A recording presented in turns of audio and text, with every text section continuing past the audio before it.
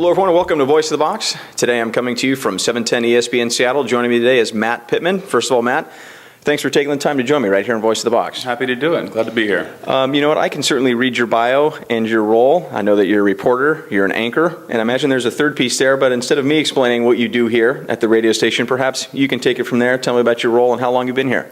Well, I've been here coming up a little over a year now. We only launched about 13 months ago, and they brought us on a few months before that. So it's about a year, almost a year and a half. My primary role is I'm the host of the pre- and post-game show for the Seattle Mariners radio network. I do Sports Center updates in our afternoon show, so essentially I'm on the air from about 3 until the end of the Mariners game, or about an hour after the Mariners game, depending on how long we go with the post-game show. That's my on-air responsibilities. I also kind of help facilitate as our in-house executive producer of the Seattle Mariners radio network, working with traffic, with sales and sponsorships, promotions, and all of that stuff, kind of helping that come together and driving it all into one place. And it never feels like I come to work, ever. I mean, because I get to talk about sports for a living, work with great people, and go watch baseball, and at the end of the day get paid for it. That sounds like a pretty good job to me, and that's why I thought you'd be a great person, and so far it's been perfect. Tell me, you just mentioned a lot of different roles, and there's probably a lot of people that are students, my viewers saying, God, I want to be able to do that. I know I can do that. Mm-hmm. A lot of, and people may not realize how tough it is to do what you do. Let me just first by asking, how did you get your break? How did you get your start into the broadcast industry? Mm-hmm. My story is pretty much that similar story that you hear that I heard when I was a kid, when I would talk to Dave Niehaus when I was 13 years old, or Rick Riz at a charity golf tournament when I was 15 years old. It's the same story.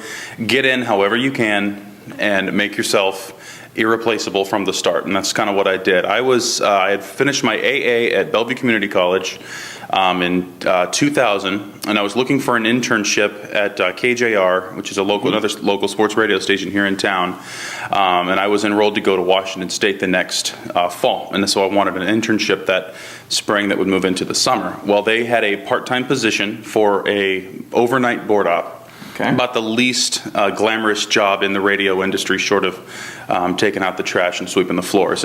I went in and I would play commercials and legal IDs and cut up sound and get things ready for the next day, and basically keep the radio station on the air between the hours of 11 p.m. and 6 a.m.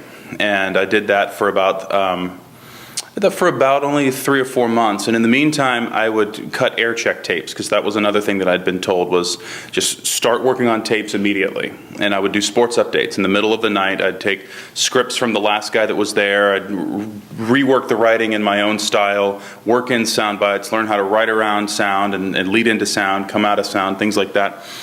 Change my story counts, diversify my stories, and things of that nature. And within about 4 months, kind of a perfect storm of things happened. We had a guy leave, our afternoon drive sports anchor and our sports director, a fellow named Seth Everett. He left, and so they moved the evening update guy into his slot. And they needed an evening guy, and I was working there on the very cheap, and they just kind of threw me on. They liked what they had heard, and they threw me on, and that was my break. And so I ended up not going to school, which wasn't a very popular, or going back to school to finish up at Wazoo, and that wasn't a very popular decision with my parents at the time, but right. It has worked out for me, I'd say. And, it's that same story. Get in and get to work and make yourself versatile and irreplaceable.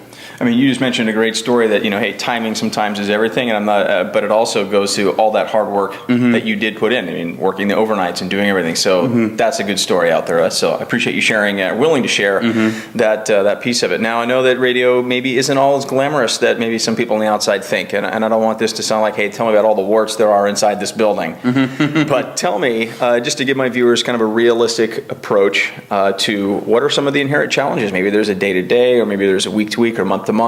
Is there just maybe one or two challenges that you see that are just kind of a common thread, and then obviously we'll look at the positive in a moment. Yeah, in radio, the thing is the hours that you end up working. Even now, I've got a good job. I feel like I've put in my dues and have been rewarded with a good job and in a great place with great people. And being able to work for a Major League Baseball network radio network is incredible. The hours, even now, are very challenging. Early on in the season, I think I went a span of 15 days without a day off. Obviously, in Major League Baseball, the players play every day, so we work every single day. The other thing is just the length of the hours. I'll get here around 1, 2-ish every single day, and even for a home game, the game doesn't start until 7:10. Sure.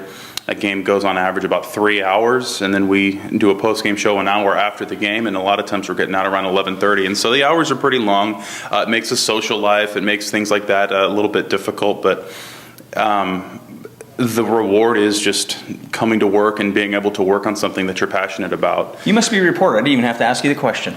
Yeah. What's the reward? Absolutely. No, go ahead. I'm sorry. I didn't mean to interrupt you. There obviously are some rewards that keep you coming through the door every day. Sure it is. I mean, and it's from the obvious to the fact that you get to go and talk with baseball players and go to a Major League Baseball game or talk about baseball on the radio for a living, to the other parts, you get to meet great people. I get to go into a broadcast booth on every home game with Dave Niehaus, who I grew up idolizing, and now he's a coworker, but I don't consider him a coworker. He's still an idol, and I was one of those kids that would listen to the games on radio and turn down the television to listen to the radio when I was a kid, and so the rewards are getting to work with people like him and just. I get it. Whenever I show up and it starts to feel like I'm going to work and I dread going to work, right.